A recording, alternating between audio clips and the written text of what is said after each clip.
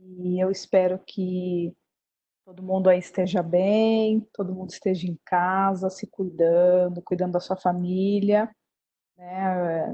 É um cenário aí totalmente novo para todos nós, então espero aí que vocês estejam bem, tá?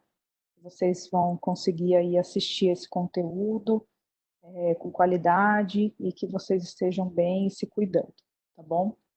Primeiro, queria agradecer a Natura pelo convite. Sei que tem poucas mulheres aí como palestrantes, né, nesse evento, então fico muito feliz de ser uma delas aqui, podendo conversar com vocês hoje. E hoje a gente vai falar bastante sobre inovação e comportamentos, tá? Aonde que eu aprendi sobre inovação, né? Em 2010, eu já estava morando na Europa e daí eu acabei me mudando para a Holanda. E lá na Holanda eu fiz um mestrado de inovação. Então eu estudei lá por 2 anos nessa universidade chamada Breda University. E lá na sala de aula, há 10 anos atrás, eu conheci o Itamar, que está aí nessa foto junto comigo. E a gente nem imaginava tudo o que ia acontecer depois, mas a gente acabou abrindo uma empresa de inovação aqui no Brasil, juntos depois, né, que chama Coviva, que é esse loginho que está aqui embaixo, e a gente trouxe aí muitos conhecimentos, metodologias holandesas e do mundo inteiro de inovação para o Brasil, tá? Então a gente já não tem uma visão assim romântica do que é do que é fazer inovação, né? Você pode até ter uma ideia muito legal andando num parque, tomando banho, né? Mas a gente acredita que as boas ideias são compostas de 1% de inspiração, 49% de método e 50% de informação. Então, por exemplo, a gente acredita que todas as pessoas têm 1% de inspiração. Vocês que trabalham aí lá na Natura, vocês têm muita informação sobre o que vocês fazem. Mesmo se eu começar a pesquisar hoje sobre o que vocês fazem, sobre o setor de vocês, eu não vou saber tudo, né? Não vou ter toda a informação que vocês juntos têm. Então, a minha empresa, né, o meu principal papel é levar método para as empresas, métodos de inovação, para ajudar a potencializar as ideias, tá? Só uma coisinha, eu estou com duas telas, então eu estou com um computador aqui e um computador ali, tá bom? Aqui eu estou, nesse outro computador, estou conversando com a Audrey. Então, se eu olhar um pouquinho para o lado, é só para vocês saberem que eu estou tentando aqui me conectar com a Audrey também durante o workshop, tá bom? E ela vai mandar as perguntas no final. Então, a gente, através desses métodos, né, que nem eu falei, a gente coloca as pessoas numa empresa para dialogar de uma forma diferente, porque isso vai fazer com que elas comecem a pensar de uma forma diferente. Então, juntas, elas vão criar coisas diferentes para a empresa, para ajudar a empresa a alcançar resultados diferentes, tá? Bom, a gente já tem um time aqui no Brasil, a gente já tem outros consultores que trabalham com a gente, né? E a gente já fez coisas aí em muitas empresas, como vocês podem ver, inclusive a própria Natura aí o ano passado, tá? A gente também dá aula em universidade, então a gente mexe bastante com estudantes, eu adoro. E também já tivemos oportunidades de ajudar algumas ONGs, associações, e temos muitos parceiros também, tá? Bom, vocês já ouviram falar desse esporte aqui? Né? É aquele salto em altura, né? É aquele que a pessoa vem correndo em meia lua, tem a vara e se joga de costas, né? E cai aí no colchão. Bom, antes de 1968, não tinha o colchão. A pessoa tinha que pular do outro lado da vara e cair de pé. Então, a forma como ela tinha que pular era totalmente diferente. Ela não ia pular de costas, né? Porque senão ela ia cair na grama ali do outro lado e ia se machucar toda vez que fizesse isso. Então, a técnica de pular era totalmente diferente. Se vocês verem o biotipo dos atletas também, são biotipos diferentes do que a gente está acostumado a ver hoje. As pessoas, tá vendo, elas faziam esse rolamento em volta da vara, porque não podia pular de costas, né? E tinha aí outras técnicas para se dar bem nesse esporte, né? Aí, em 1968, o colchão foi introduzido e mudou totalmente esse esporte, né? Então, as pessoas agora elas tinham que correr para a vara de uma forma diferente, elas tinham que pular de uma forma diferente, e o colchão mudou totalmente a regra do jogo, né? E mudou o biotipo do atleta também, né? Que ficou mais leve, né? Agora ele pode voar de costas. Antes eles tinham que ter uma perna muito forte para se sustentar do outro lado da vara, né? Então é uma metáfora. Eu gosto de falar que o colchão mudou a regra do jogo, né? O que mudou? O biotipo do atleta, que pode ficar mais magro, né? Mais leve. O treinamento desse atleta mudou bastante, a alimentação, a competição em si, a altura da barra, muitas coisas mudaram, né? E eu gosto de falar que a internet, ela é igual ao colchão. Quando a internet também foi introduzida na nossa sociedade, né? Mudou a regra do jogo que as empresas jogam com a sociedade e vice-versa. E até hoje, né, a gente está percebendo como está mudando os relacionamentos dentro da própria empresa também, né? E o que mudou nas empresas, né? Mudou a velocidade, então acelerou, né? Esse momento entre o planejamento e a execução. Mudou o tamanho das empresas. Então, antes as empresas elas tinham que ser muito grandes, né? A gente tinha escritórios gigantescos. Hoje a gente está indo para uma lógica mais de ser rápido, né? Então, tem muito coworking pipocando por aí, as empresas estão enxugando os seus. Tudo que custa muito durante o mês, né? As ferramentas que a gente usa hoje para trabalhar, a forma como a gente expõe os dados para o mercado, para os clientes, então ficou um pouco mais transparente. Mudou até modelo de negócio, né? Mudou o relacionamento com parceiros, né? E mudou também a nossa forma de entender gestão de trabalho, os nossos relacionamentos internos dentro das empresas, né? Então mudou aí muito da forma como a gente trabalha hoje. E essa principal mudança é que antes da internet a gente fazia para as pessoas e hoje a gente faz com as pessoas. Então essa é a grande mudança, resumindo bastante. E é isso um pouco do que eu vou falar aqui também, né?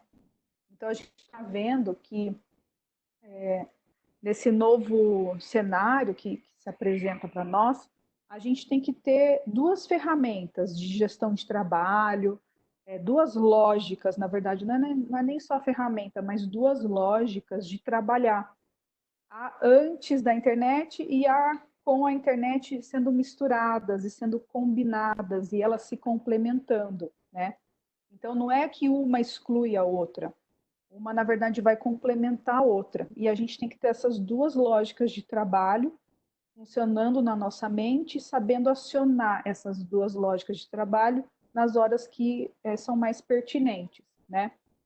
E só uma coisa, né? Imagina assim, o atleta que ele era muito bom na época que não tinha colchão. Aí ele estava lá em 1968, no auge da carreira dele, se dando muito bem, ganhando várias competições. De repente, o colchão foi introduzido. Vocês acham que automaticamente ele se tornou, continuou sendo o melhor atleta nessa categoria com colchão? Não, né? Então, é a mesma coisa que está acontecendo com nós. Nós fomos treinados, estudamos em universidades, né? E temos toda uma lógica do pensamento do antes da internet. Então, estamos todos nós aí ainda aprendendo, ainda tem mais camadas para a gente aprender, agora que toda essa dinâmica vem se transformando, né? Então, eu vou trazer aqui esse conteúdo compilado da seguinte forma. Eu vou mostrar para vocês pilares de comparação entre a era industrial, ou seja, a era antes da internet, e a era das redes, que é a era que a gente está vivendo agora, ou seja, a era depois da internet. Então, se a gente olhar essa linha do tempo, né, a gente vem evoluindo aí, quando a gente fala de negócios, a gente vem evoluindo, a gente traz essas eras para ajudar a gente a classificar os momentos da nossa história, né? E assim, hoje em dia, nas nossas empresas, não é que a gente tem essas duas lógicas totalmente separadas. Foi o que eu disse, na verdade, elas andam juntas.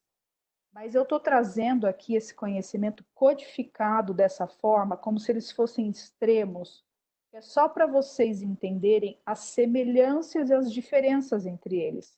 Mas não é que no nosso dia a dia, na nossa realidade, essas coisas estão totalmente separadas, tá? Então não é que assim uma empresa ela é só industrial ou ela é só da lógica das redes. Não, na verdade, elas se misturam. Mas eu estou trazendo conhecimento aqui separado, que é para vocês entendam as semelhanças e as diferenças entre eles. Tá bom? Espero que tenha ficado claro. Qualquer coisa, avisa aí, tá bom? Então, a gente gosta de falar o seguinte, que lá na era industrial tinha uma forma de trabalhar, né, em que a gente tem essa lógica da liderança tradicional, aquela liderança verticalizada, né? E que a gente tem agora na era das redes, ou pós-industrial também, uma outra forma de falar, que a gente tem essa liderança facilitadora, né? Então, na era industrial, a gente fazia negócios para as pessoas, e agora a gente está fazendo negócios com as pessoas, tá?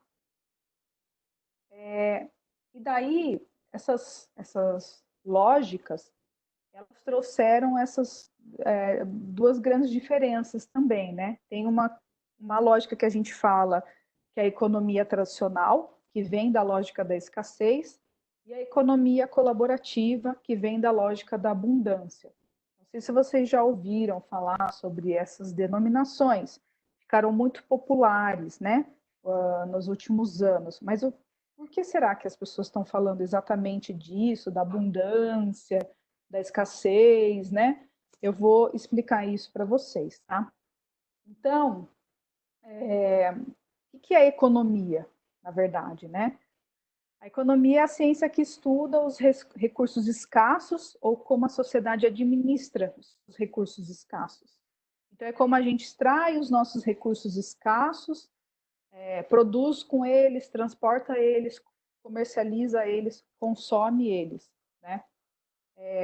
Tanto que esse matemático economista aqui, o Nicolas, ele falou o seguinte uma vez, ele falou assim, nossa, que se os ETs eles pudessem vir aqui na Terra e eles vissem a gente fazendo isso com os nossos recursos escassos, eles iam falar, meu Deus, vocês pegam tudo que é escasso e produzem, transformam isso em lixo, né? E na opinião dele, ele ia achar que os ETs iam achar que a gente era bem louco de ficar fazendo esse tipo de coisa, né? Mas a gente faz isso com essa justificativa, né? Que antes de virar lixo, na verdade, essas coisas vão ajudar a gente a ter uma melhor qualidade de vida, né? Então, a gente vai usar esses recursos escassos para melhorar as nossas vidas, né? Então, aí começou a se criar o que a gente entende hoje por desenvolvimento econômico. Então, quando a gente está falando de melhorar a qualidade de vida das pessoas, a gente está falando de desenvolvimento econômico, tá? E existem três definições de desenvolvimento econômico. A que a gente abraçou coletivamente na nossa sociedade foi essa definição aqui, de que o que é desenvolvido é aquele que tem acesso à renda. E o que não é desenvolvido é aquele que não tem acesso à renda. Então, nós, coletivamente, há muito tempo atrás, como sociedade global, a gente abraçou essa perspectiva do que é desenvolvimento econômico, né? Existem outros, por exemplo, existe essa perspectiva aqui de que é desenvolvido quem tem acesso a recursos ou serviços básicos. Então, por exemplo, uma pessoa que mora no leito do rio e ali ela pode ter comida à vontade, né? O peixe, ela pode, com aquela água, plantar um monte de coisa. Aquilo poderia ser considerado extremamente desenvolvido, se a gente tivesse adotado essa perspectiva, mas não adotamos, tá? Existe uma outra perspectiva também, foi criada por esse indiano, que é acesso à liberdade. É do tipo assim, eu, se eu pudesse ser o que eu quisesse, isso eu seria uma pessoa desenvolvida. Então, ele diz que a perspectiva de desenvolvimento econômico que a gente adotou, ela fez com que a gente não tivesse tanta liberdade como a gente imagina, tá? Mas isso também a gente não adotou e estão aí para as discussões. Então, quando a gente adotou como sociedade de que a gente é desenvolvido quando a gente tem acesso à renda, isso trouxe duas premissas. A premissa da escassez e a premissa da competição. Então, é escasso, não tem para todo mundo, né? Nem todo mundo vai ter acesso a isso, então isso é escasso. E por ser escasso, a gente vai ter que competir para conseguir aquilo que não vai ter para todo mundo. Então, a gente vai ter que cada uma pessoa se dá melhor que a outra para tentar conquistar aquilo que não tem para todo mundo, né? Então, é mais ou menos isso. Só que essa noção de escassez é uma escassez artificial, porque pensa o seguinte: se eu tiver hoje um pedaço de terra e algumas sementes, eu tenho comida, certo? Então, a comida não é escassa. O que é escasso é o acesso à comida. Hoje, aqui, vivendo nessa cidade, aqui em São Paulo, para eu ter acesso à comida, eu tenho que ter dinheiro, eu tenho que conseguir comprar essa comida no supermercado. Mas se a gente for parar para pensar, comida mesmo, a natureza, ela dá comida abundante. É que a gente criou uma barreira de acesso a essa comida. Então a gente criou uma escassez artificial. Não é que essa escassez realmente exista. É uma escassez que foi criada, né? Por termos adotado essa lógica, tá? Então, se você for ver, a gente está desperdiçando um monte de comida aí, né? Não porque comida não é abundante, mas porque o acesso à comida não é abundante. Vamos pensar em educação. É, a gente pode aprender coisas conversando com os outros, né? Lendo livros, andando por aí, tendo contato com pessoas e coisas. Mas o que é escasso? É a educação ou o acesso à educação, né? As vagas na universidade são limitadas, são escassas. Mas a educação em si, a gente tem uma abundância de educação. A gente pode aprender coisas o tempo inteiro de diversas pessoas. Então, é uma escassez artificial, ela foi criada, né? Não que ela realmente seja artificial, que ela realmente exista, né? E esse economista aqui, ele disse assim, quando a gente está tentando ver uma coisa que está escassa, a gente tem que olhar para o excesso que isso está tentando esconder, né? Então, o que isso ajudou muito a nossa economia, né? Quando a gente fala que uma coisa é escassa, a gente dá mais valor para isso. Então, pensa bem, aquelas áreas VIP de festa, eles falam assim, olha, aqui não vai caber todo mundo. Então, se você quiser ficar aqui, que não vai caber todo mundo, você vai ter que pagar mais. É escasso, isso custa mais caro.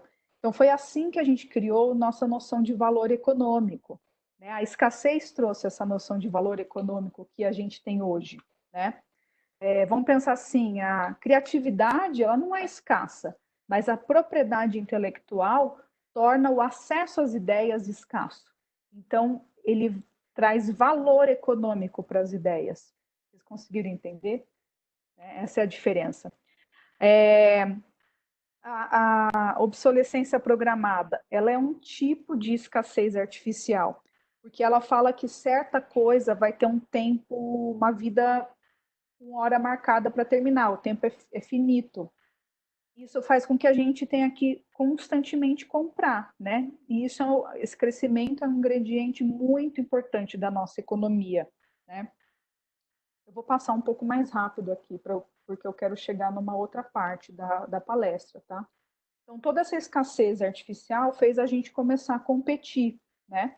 E a gente acabou criando esse homem, né, econômico que a gente fala, que é a pessoa que vai atrás de conquistar o que é melhor para ele, porque não vai ter para todo mundo, porque a gente começou a acreditar que as coisas são escassas.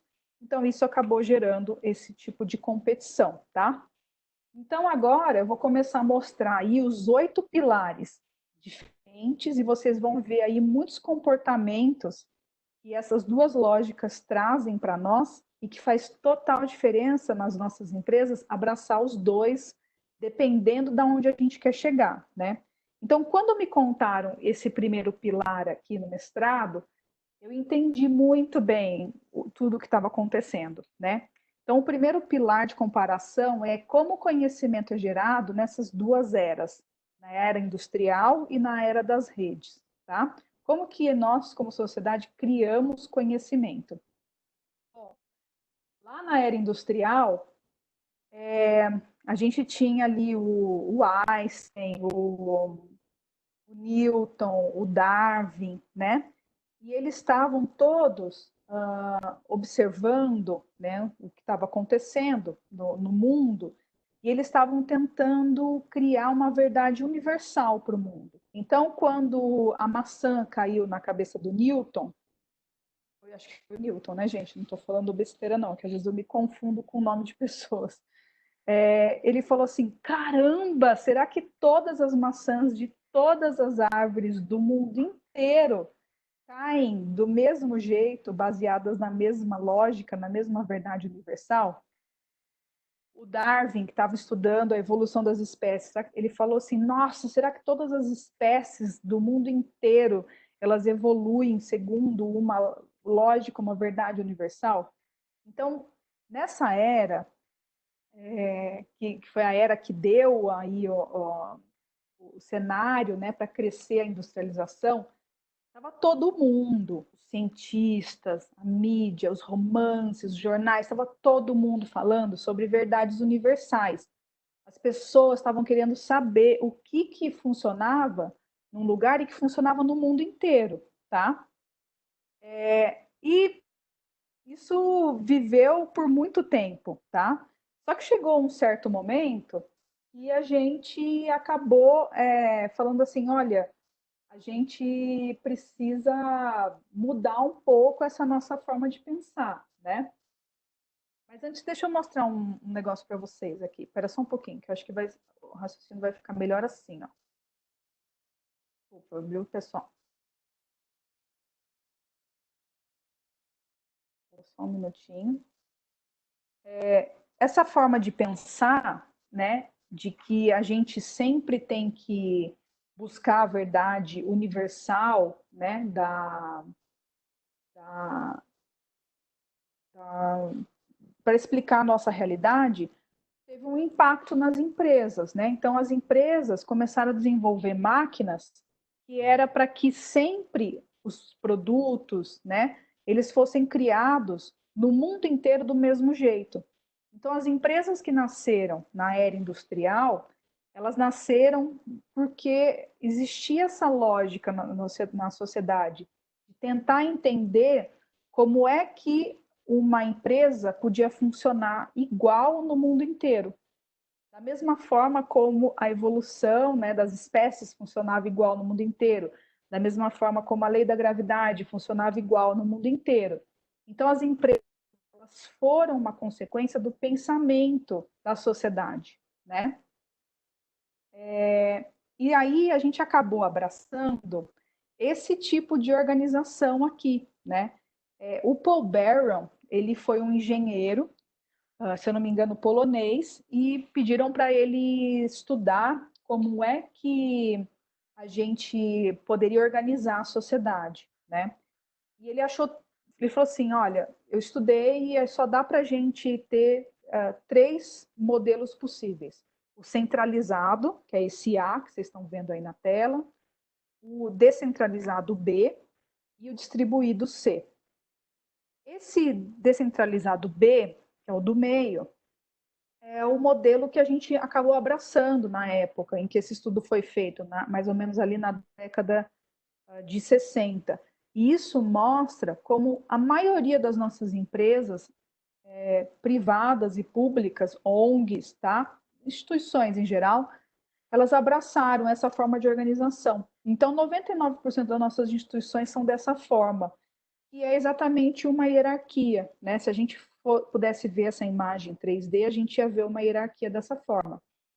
Isso daqui, essa forma de organização é muito boa quando a gente quer manter uma empresa estável, quando a gente quer dizer para que caminho essa empresa tem que ir, né? Quando a gente quer ter essa verdade universal imperando nas empresas, né? Então a gente quer falar assim, olha, a gente quer que essa empresa vá para esse caminho, que ela seja igual no mundo inteiro, a gente quer implementar aqui a industrialização, a padronização. Então essa forma de trabalho aqui é a melhor forma. Por quê? Imagina que essa pessoa que está aqui em ciminha, esse pontinho pretinho que está aqui em ciminha, quer falar com o pontinho pretinho que está lá embaixinho. Vai ter que passar por vários níveis, né?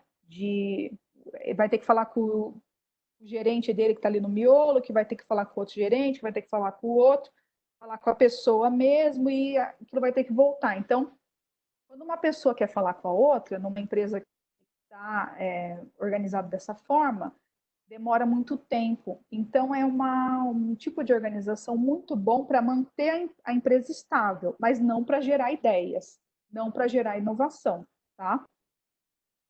Aí, o que aconteceu? Deixa eu mostrar para vocês aqui o outro slide, né? Por que que a gente resolveu agora, recentemente, substituir esse pensamento industrial? Aconteceu uma coisa muito forte, polêmica na nossa sociedade, e o próximo slide é bem polêmico, tá? Uma pessoa que levou essa coisa da verdade universal a um extremo. Falou assim, então eu acho que todas as pessoas têm que ser iguais no mundo inteiro, existe só uma verdade universal sobre os seres humanos. E depois que a gente passou por isso como sociedade, a sociedade entendeu que tinha que começar a rever essa forma como a gente entende como o conhecimento é criado, né? E logo depois disso nasceram muitos movimentos de contracultura, como o movimento Black Power, feminismo, né? Porque eles estavam reivindicando exatamente o quê? E não, que a partir de agora a gente não podia mais, como sociedade, olhar simplesmente as verdades universais. A gente tem que começar a olhar as verdades locais. Então, junto com a era das redes, pessoal, nasceu uma sociedade que está o tempo inteiro falando qual que é a verdade local para aquele indivíduo, para aquela cidade, para aquele network. Então, quando a gente fala assim, por exemplo, no movimento feminista, meu corpo, minhas regras, a gente está falando exatamente das nossas verdades locais. Até a era industrial, era muito padronizado como as mulheres deveriam se comportar. E agora isso está sendo quebrado, né? A gente está querendo mostrar que existem verdades locais que também precisam ser abraçadas. Então, a gente está vivendo hoje uma era em que a academia, a mídia, os romances estão todos falando sobre verdades locais. O meu mestrado na Holanda, por exemplo, já foi assim. Eu já estudei metodologias que me ajudam a enxergar o mundo perante as suas verdades locais, né? Então, isso está mudando muito até as próprias academias, onde elas criam muito conhecimento, né? E qual que foi o impacto disso nas organizações? Muitas empresas já entenderam que as pessoas querem viver perante a sua verdade local. Vamos pensar assim, o Facebook, por exemplo, o Instagram. A minha timeline, ela é do meu jeito, e ela é totalmente diferente da timeline de todos vocês. É a minha verdade local, né? Usando aquela empresa. Se eu quiser lotar minha timeline de foto de gato, problema meu, certo? É a minha verdade local. Então, a gente começou a criar essa experiência pessoal, essa individualização do consumo, né? Então, as empresas na era das redes, elas já entenderam isso. E como que isso vai impactar, né, o trabalho? Então, antes, as pessoas compravam, né, na era industrial, elas precisavam ter alguma coisa. E hoje elas compram muito mais porque elas precisam ser alguém, né? Então, antes elas também trabalhavam para ter um trabalho. Hoje elas trabalham para se tornar alguém diferente. Então, existe muito dessa verdade local, né, individual, sendo aplicada e ficando cada vez mais evidente, mais importante no mundo de hoje. E isso vai mudar totalmente a forma como a gente trabalha, né?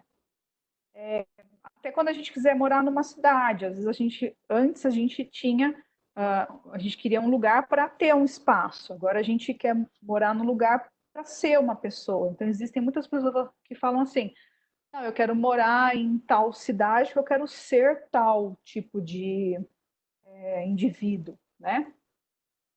E daí, essas empresas, na era das redes, elas estão começando a ter momentos que elas se organizam segundo esse desenho C distribuído. Esse desenho C, todos os pontos estão ligados, né? Eles conseguem se conversar rapidamente. Você não precisa pedir permissão para algumas pessoas para entrar em contato com outras. O acesso ali está totalmente livre. Se a gente fosse ver esse desenho, na verdade, em 3D, a gente nem ia conseguir, porque cada pontinho ia ter linhas linkando para todos os outros pontinhos. Então, aqui é uma representação 2D, né? Que tem algumas linhas ali, mas ela seria uma coisa muito mais conectada que isso.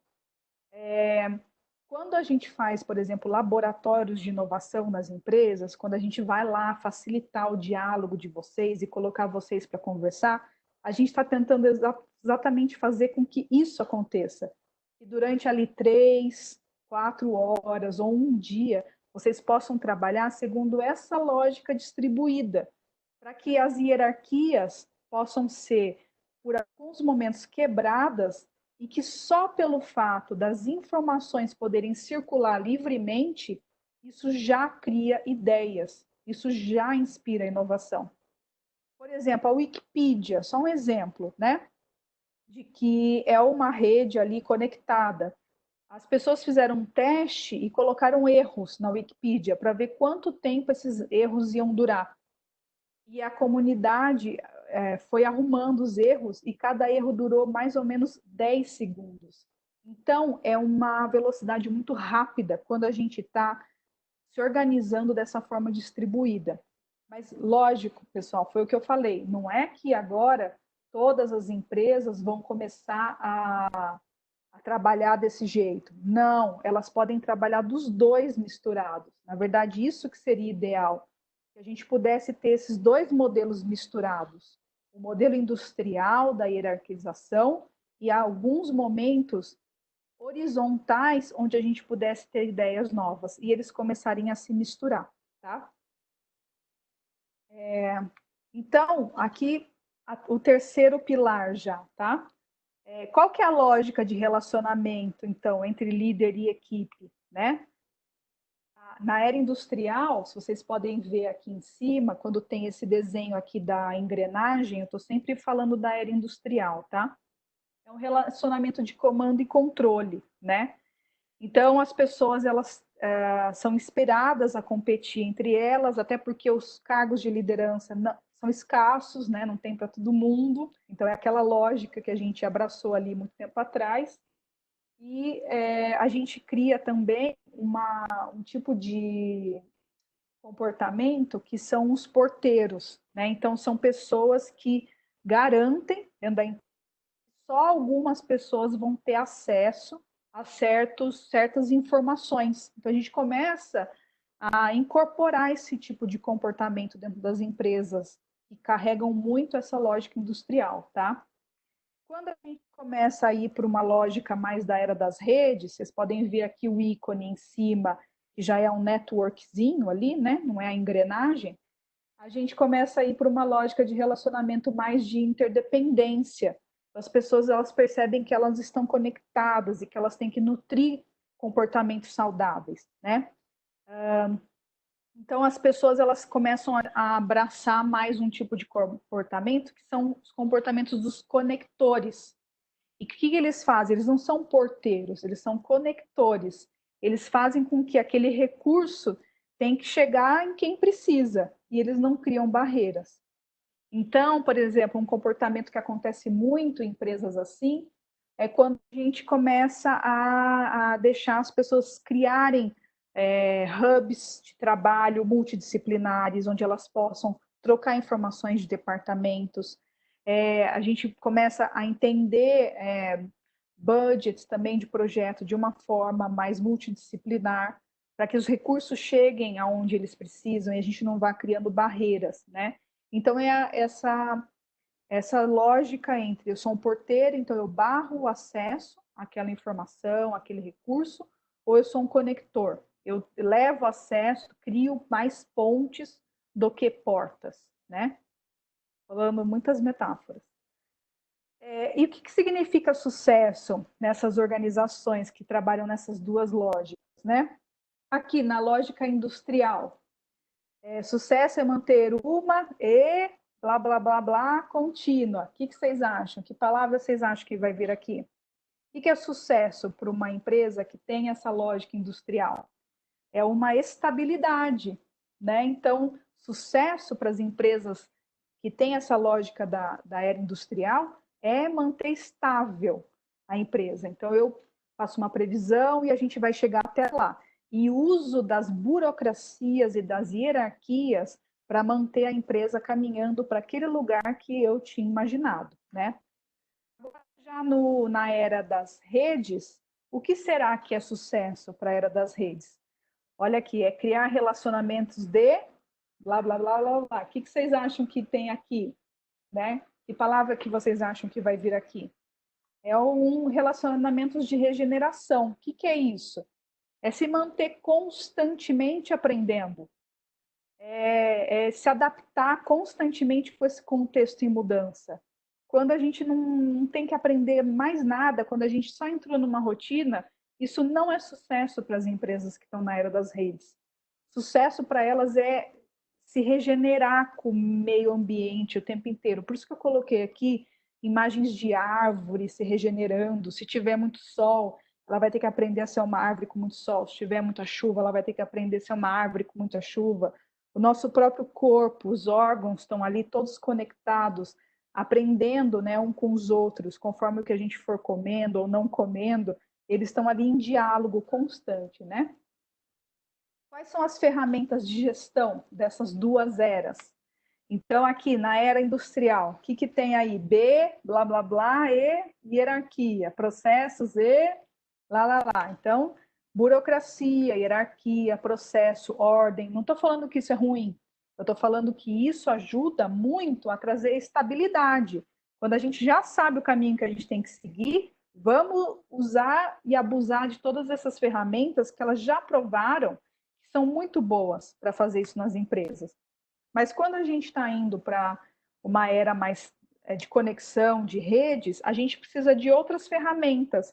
Que ferramentas são essas? Métodos de, né, vou mostrar aqui, métodos de diálogo, de intercâmbio mútuo. A gente precisa fazer as pessoas trocarem informação, trocarem conhecimento, trocarem ideia, trocarem aprendizado, uma ajudar a outra. Essas são as melhores ferramentas de gestão quando a gente precisa aprender com um contexto que está mudando, né? Por isso que eu falo no comecinho que a minha empresa ela traz principalmente método de diálogo para as empresas, porque a gente entende o quanto é importante em alguns momentos fazer uma acupuntura na empresa, colocar um time multidisciplinar para conversar e trocar informação, porque dali vai trazer muita ideia rica, né?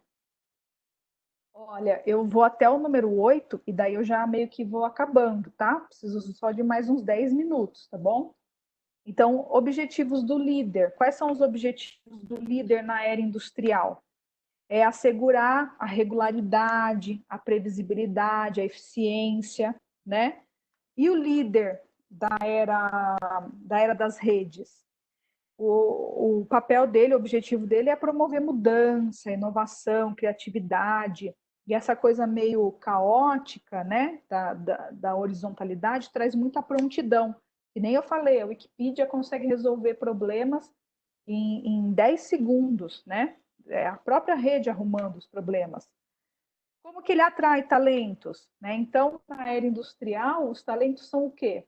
São alocados. Então, você vai ser do departamento de finanças, você vai ser do departamento de vendas, você vai ser do departamento de comunicação.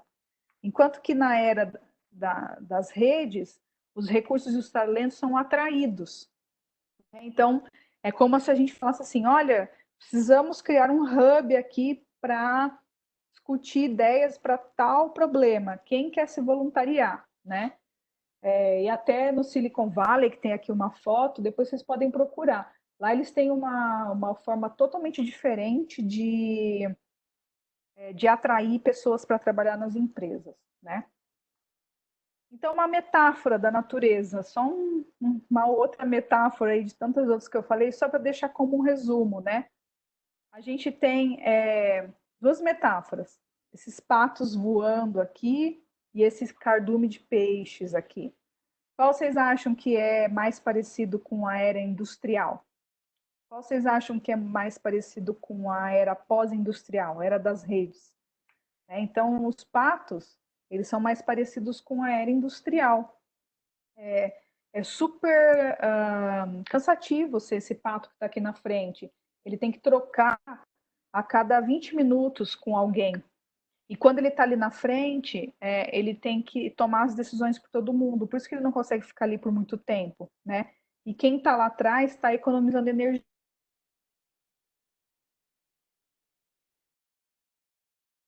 porque ele sabe que uma hora ele na frente ele vai receber toda a pressão do vento em si, né?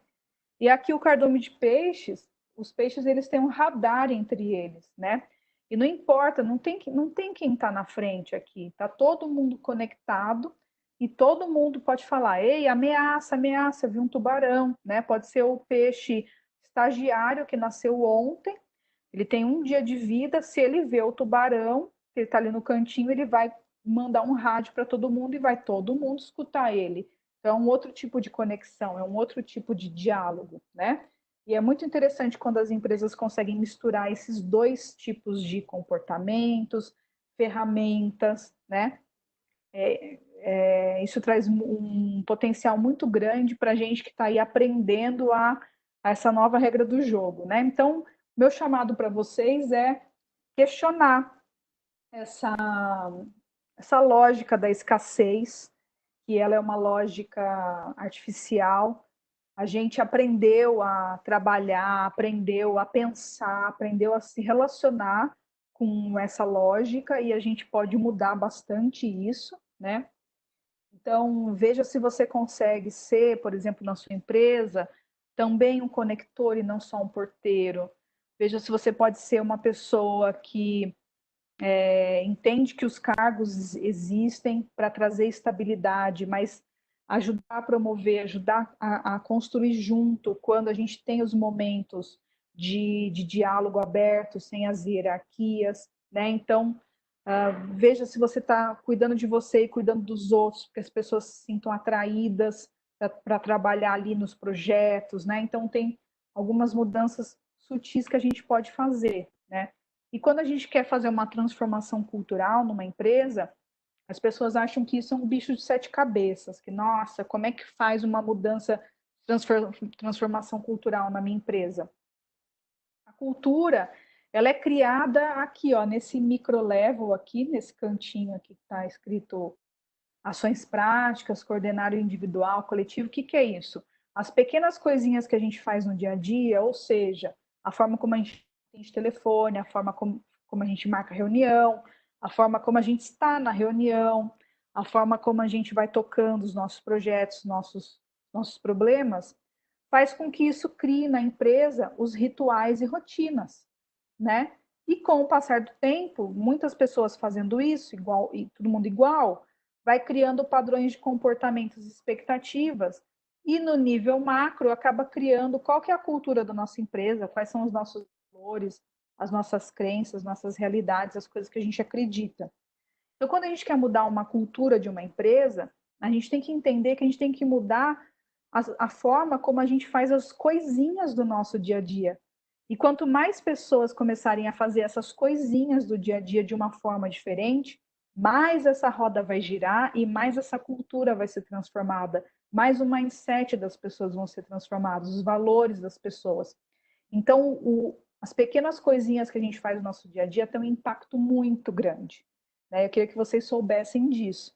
E elas são têm um potencial tão grande que elas conseguem construir uma cultura, consolidar por anos, décadas e desconstruir também, tá bom? Então, vou parar de falar por aqui, vou deixar os meus contatos e vou ver aqui se a Audrey tem perguntas. Ah, agora que eu vi, Audrey, reforço o pessoal para mandar perguntas. Pessoal, alguém quer fazer alguma pergunta?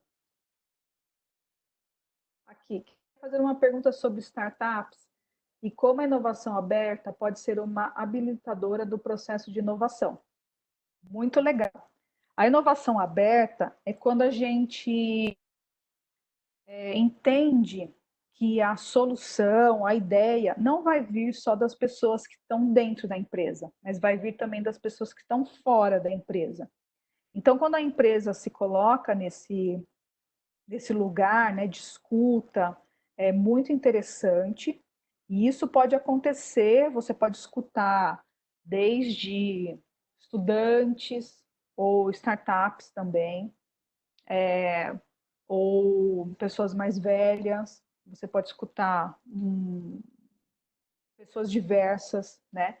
Eu já facilitei muitos laboratórios de inovação aberta em empresas e foram extremamente ricos.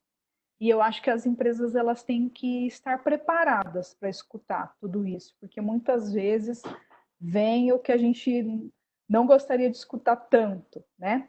Mas eu acho que os comentários são sempre muito enriquecedores. É sempre muito difícil a gente escutar comentários, escutar que a nossa ideia não é tão maravilhosa assim, que precisa ajustar aqui, ajustar ali, mas isso enriquece demais, né?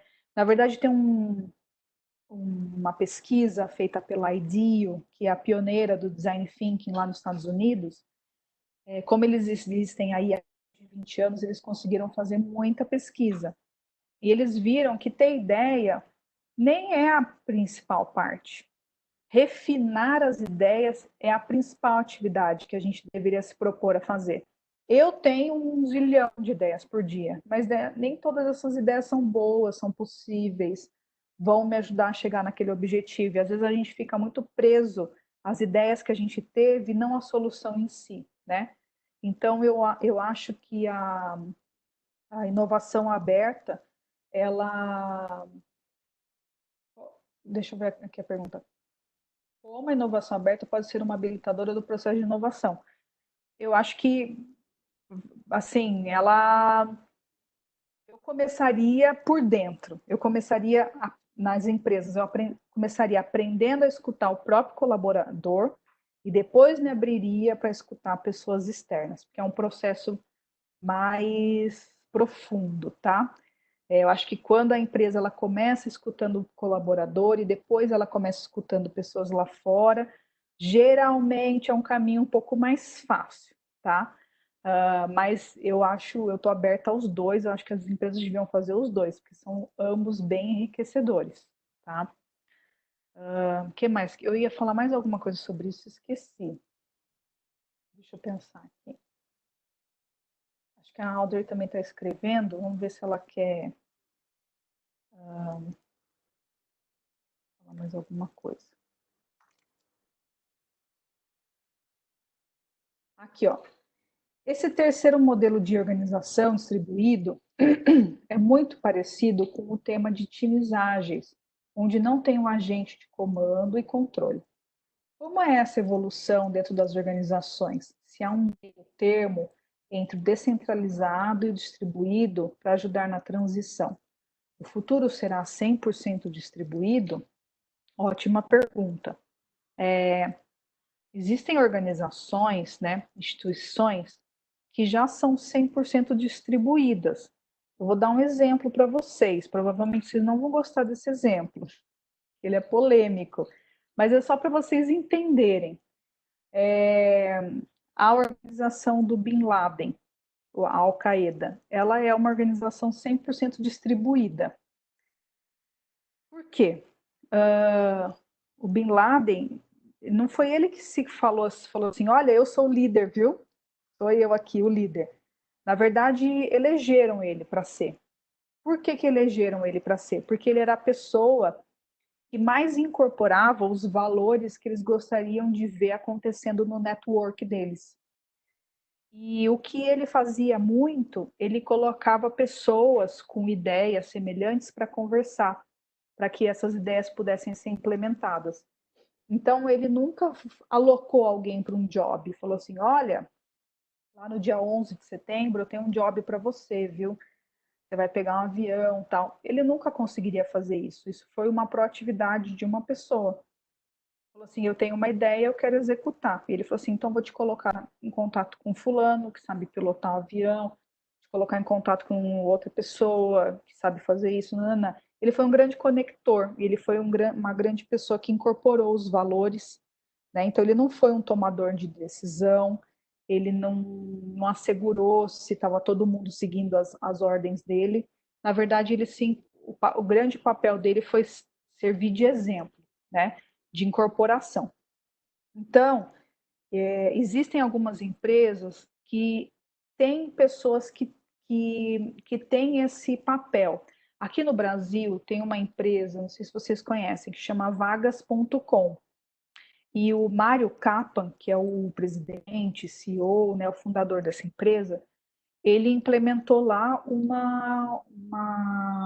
modelo de gestão 100% distribuído também, em que não tem departamento, não tem cargo, não tem todas essas coisas tradicionais. As pessoas vão se juntando em hubs, né?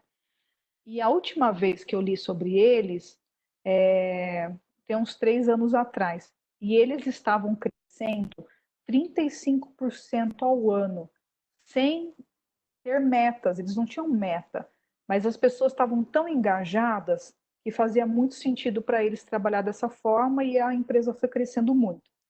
Então, depende muito da cultura da empresa, depende muito se alguém vai personificar os valores, né? Você vai ter uma pessoa que vai servir de exemplo ali, personificando esses valores.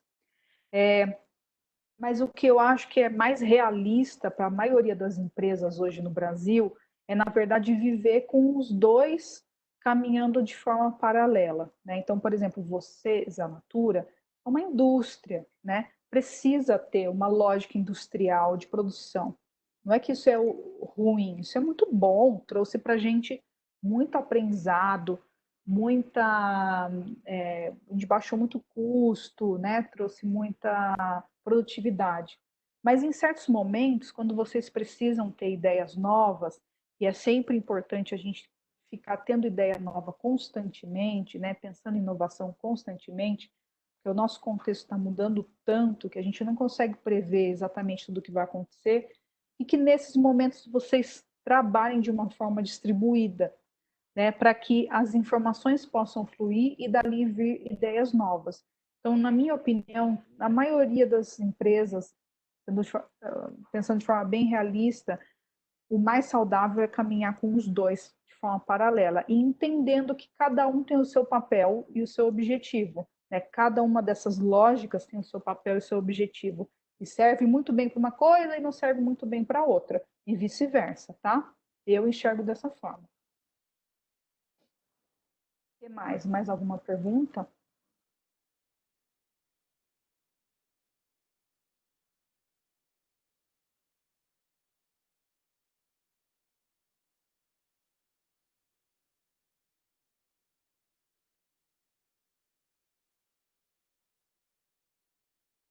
aqui na home.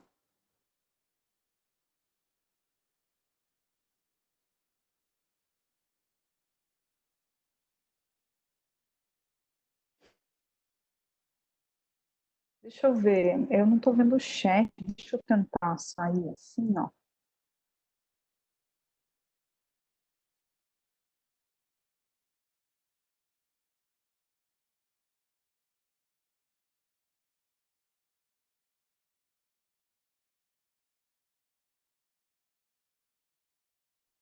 Você ficou no mudo, Clara. A gente não tá te ouvindo. Foi então? Agora todo mundo consegue me escutar, né? Sim, agora tá liberada. Bom, então a gente já está quase chegando perto das 3 horas. Espero que as informações foram relevantes. Tem muita informação sobre isso. Eu tive que falar bem rapidinho, meio que correndo, tá? Então não, eu sei que não é a melhor forma, mas é a forma como a gente conseguiu se encontrar hoje. Eu quero agradecer de novo o convite da Natura, a Audrey, Diego, Kátia, obrigada pela ajuda aí com a tecnologia. Espero que tenha sido relevante. Vamos continuar aí se cuidando, cada um nas suas casas, cuidando das nossas famílias. Essa parte também é muito importante, tá bom? Quem quiser fazer perguntas depois, ficou aí com o meu e-mail, pode ficar à vontade de me procurar, tá bom? Sou parceira aí de vocês da Natura, contem comigo para o que precisar. Obrigada, Áurea. A Áurea está falando aqui que gostou, que foi super relevante. Obrigada, viu, pessoal? Valeu.